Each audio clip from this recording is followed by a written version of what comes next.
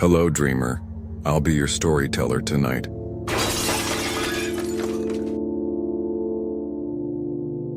This happened a few years ago, back when I was still living with my parents. We lived in a 2-story house in a quiet neighborhood. Nothing fancy, just one of those places where every room had its own little quirks. My room was upstairs at the end of the hallway. Pretty normal setup.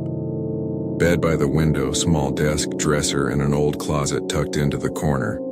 That closet, I don't know how else to explain it. I just never liked it. It wasn't like it looked haunted or anything. It was just a wooden door painted white, the kind of thing you'd see in 100 other houses.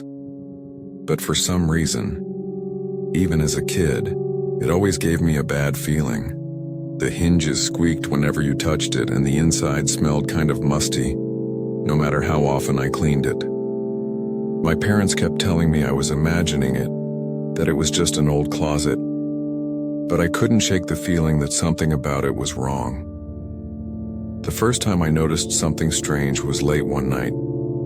I had gotten up for a glass of water, and when I came back, the closet door was cracked open, just barely, a sliver. But I knew I'd shut it before bed.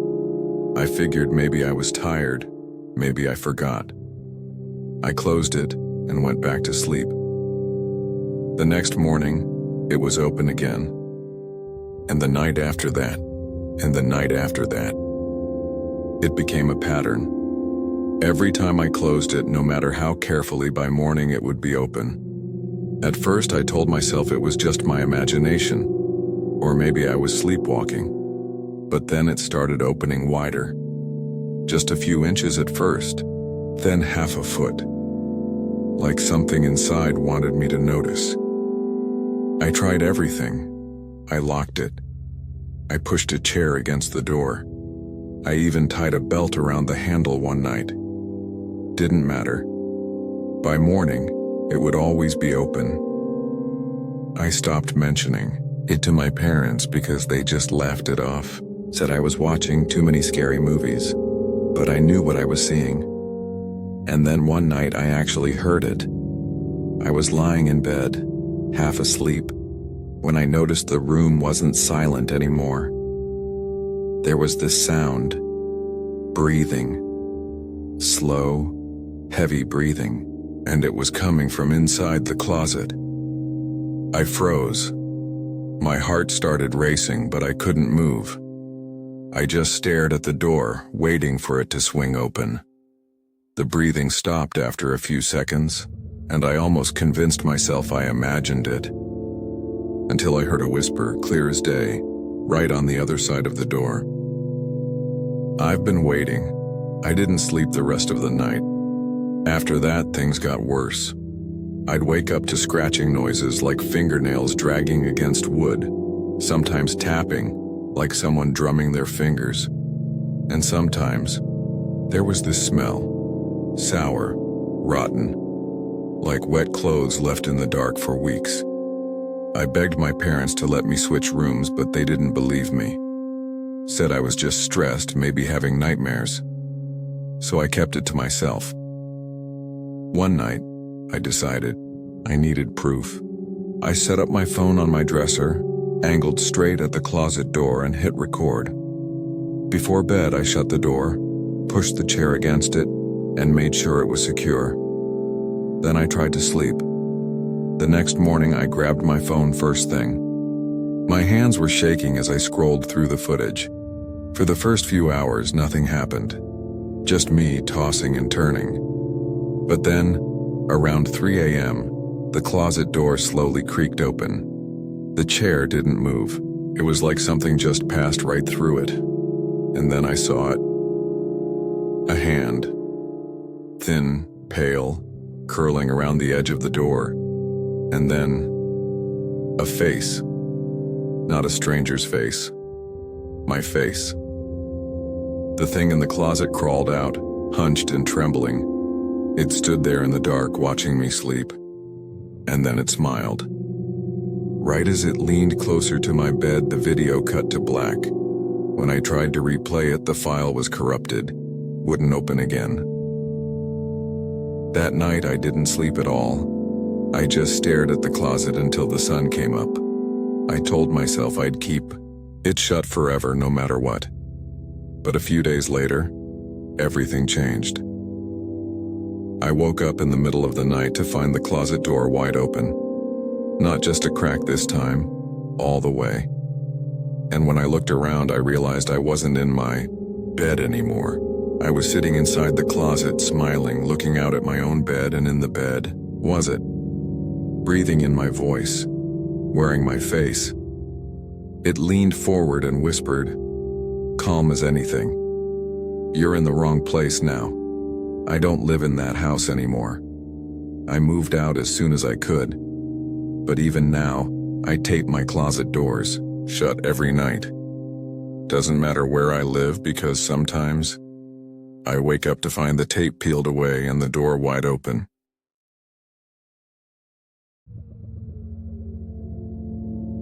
This happened a few months ago, and even now I can't go to sleep without thinking about it. I always believed my life was simple, safe, and quiet. But after that night, I realized no place is ever truly safe.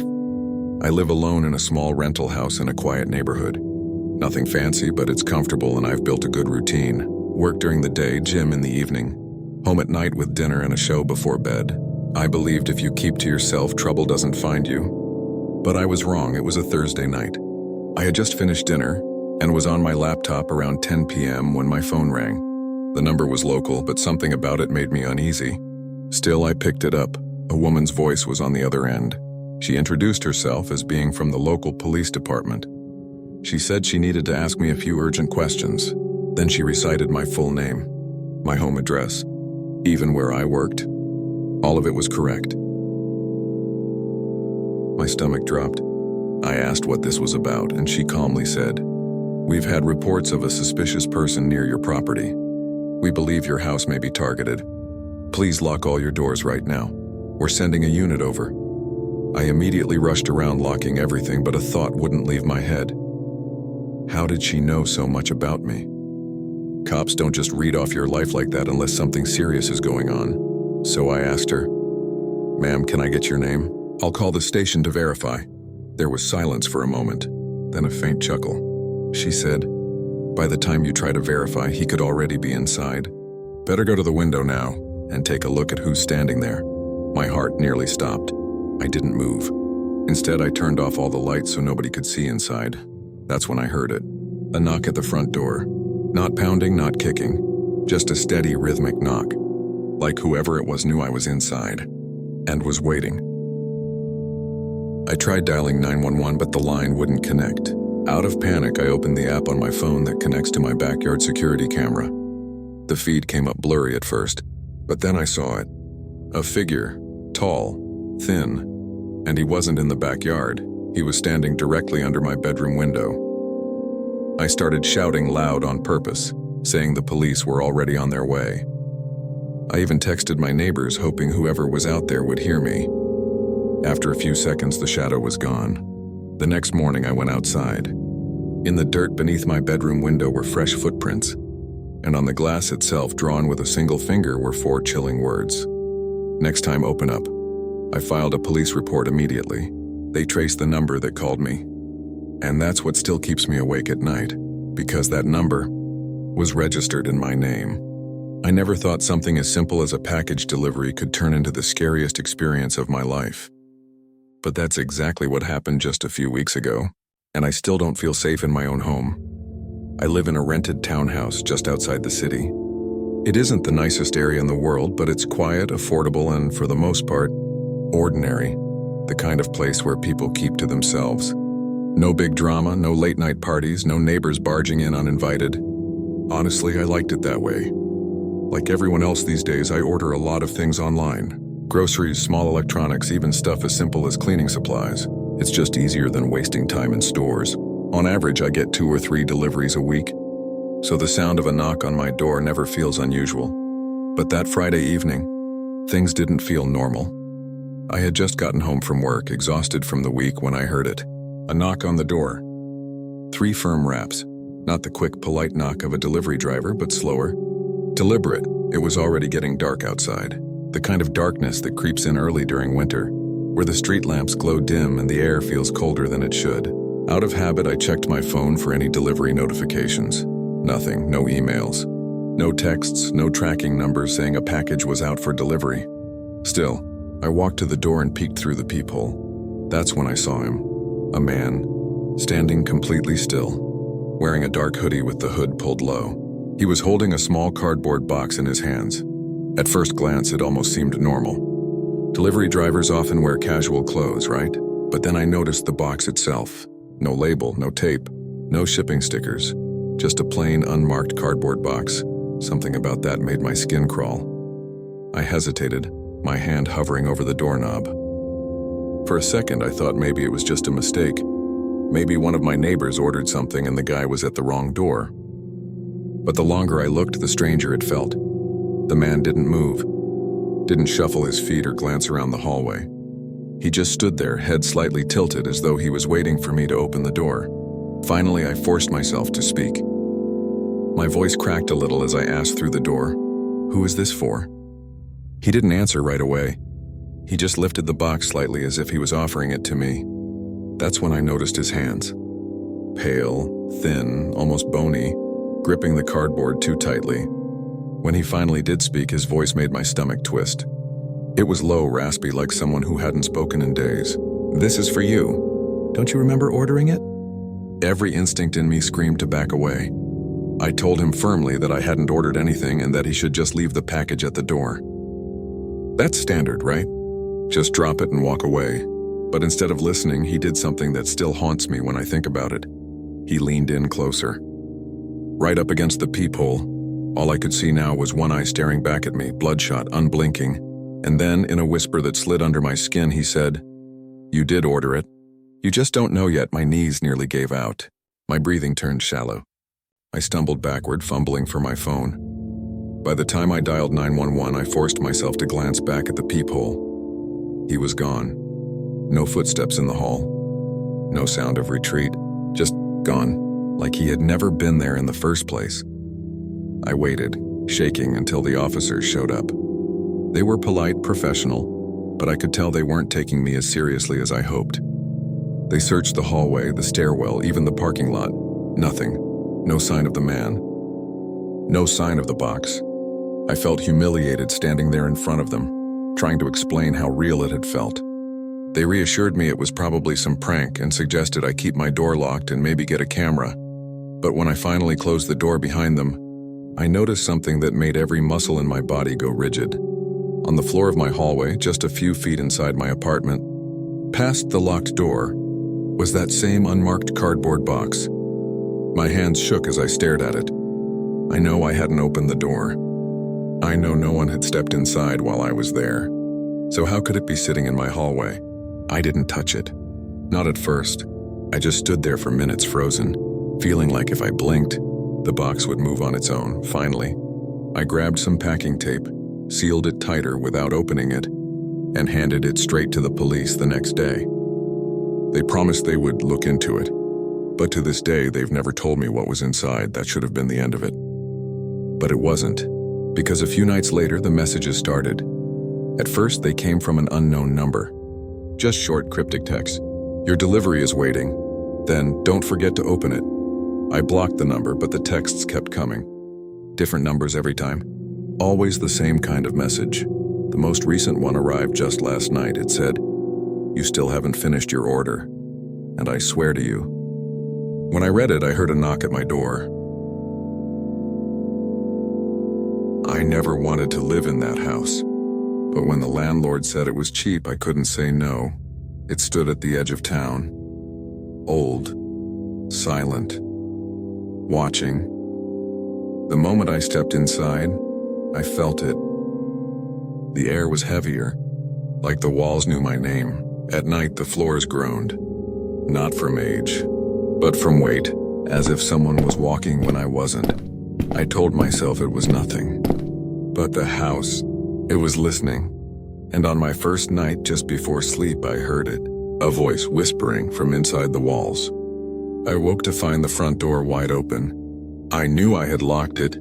The windows rattled, though no wind blew. The mirror in the bathroom fogged.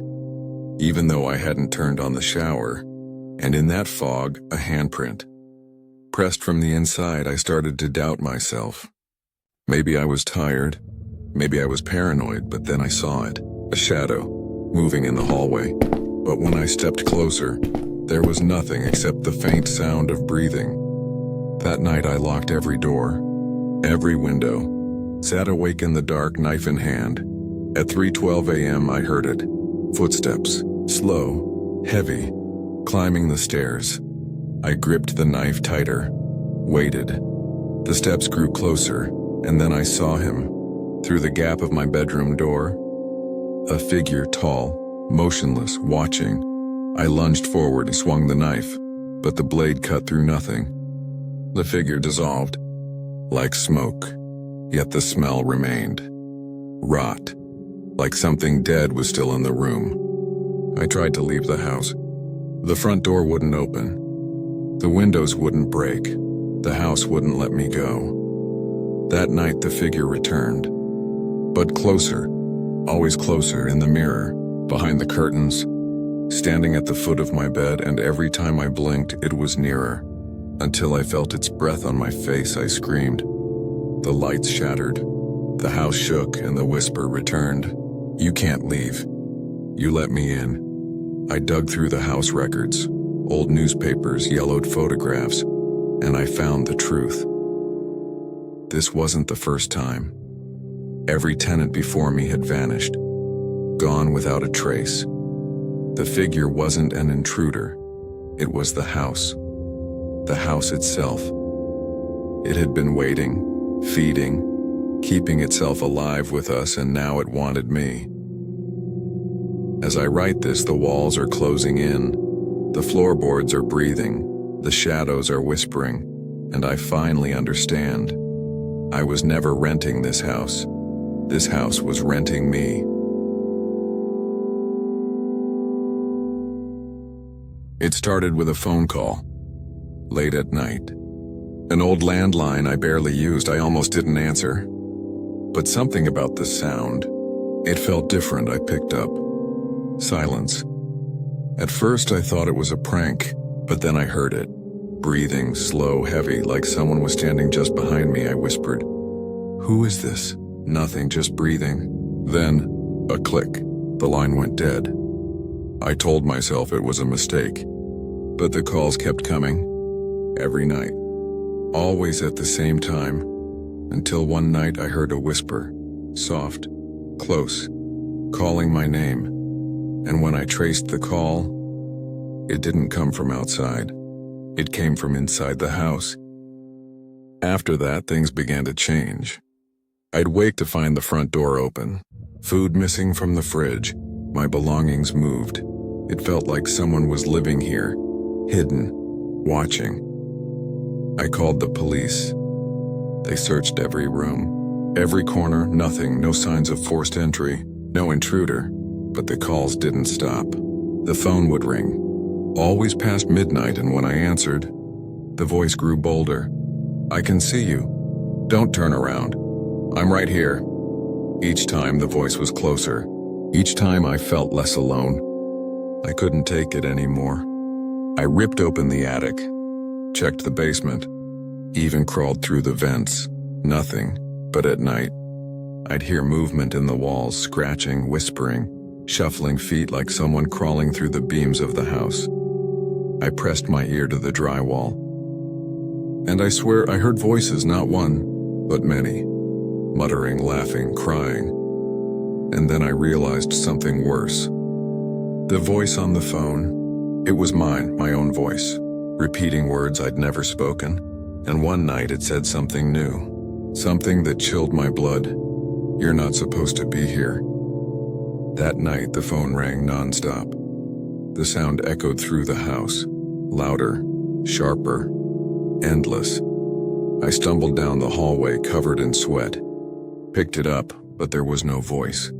Just static, and beneath the static, footsteps, not from the phone, from behind me. I spun around. The hallway was empty. Then I heard the walls groan, like the house itself was alive. Bulges formed in the plaster. Hands, Faces. Pushing through, gasping for air. The phone slipped from my hand. The voices were all around me, whispering, screaming, and the house shook. I dug through old records, newspapers, property deeds. The truth was worse than I imagined. This house wasn't built on empty land. It was built on the ruins of an asylum, one that burned down decades ago. Patients, trapped inside when the fire spread, their screams buried in the walls. And when they rebuilt the house, the voices stayed. The phone rang one last time. My hands trembled as I picked it up. The voice whispered, "You answered. Now it's your turn." I dropped the phone, but the whispers didn't stop. They weren't coming from the line anymore. They were coming from me, my own lips, repeating words I never meant to speak. And in that moment, I realized the house had chosen me. I wasn't the tenant. I was the next patient,